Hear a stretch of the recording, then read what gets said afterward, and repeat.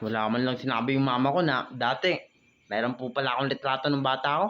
Ewan ko kung ano, ako ba to o kabilang anak nila sa asawa nila. Pero siguro ako naman ata to eh.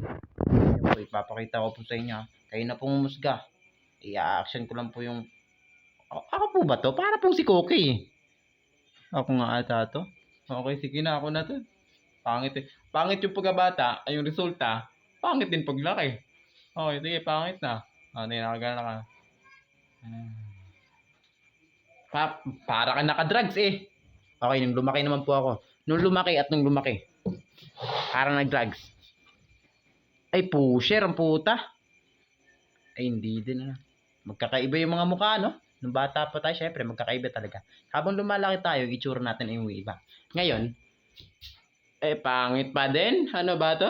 Wala ba maganda mukha? Puro pangit eh. Maganda naman din po yung mukha.